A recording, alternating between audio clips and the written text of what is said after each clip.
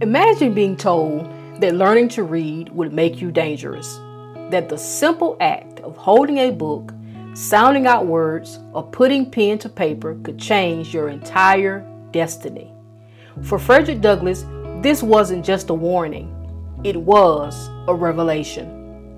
In his slave narrative, Douglass recalls how his mistress, Mrs. Old, began teaching him the alphabet. For a brief moment, the door to literacy cracked open. But when her husband, Mr. Old, found out, everything changed.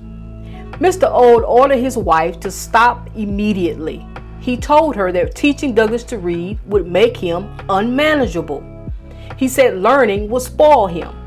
If Douglass learned to read, he would no longer be fit to serve, no longer be a useful slave. But instead of discouraging him, those words lit a fire inside of Douglass.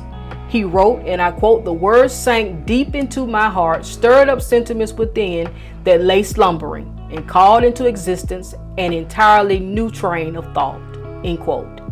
In that moment, Douglass understood something he had never fully grasped before: the connection between ignorance and slavery. He said, and I quote, "I now understand what had been to me a most perplexing difficulty, to wit, the white man's power to enslave the black man. It was a grand achievement and I prized it highly. From that moment, I understood the pathway from slavery to freedom," end quote. From then on, Douglass purposed in his heart that no matter what it took, no matter the cost, he would learn to read. His master's warning meant to keep him bound, only gave him more inspiration and determination. He traded bread with poor white children in exchange for lessons. He read secretly whenever he could. He chased knowledge like a man chasing life itself. Douglass proved that literacy was more than learning. It was liberation. The enslaved went to incredible lengths to read and write, risking punishment and even their lives. Frederick Douglass's story is a reminder that education is never neutral.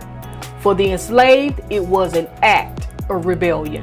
It was the first step towards freedom.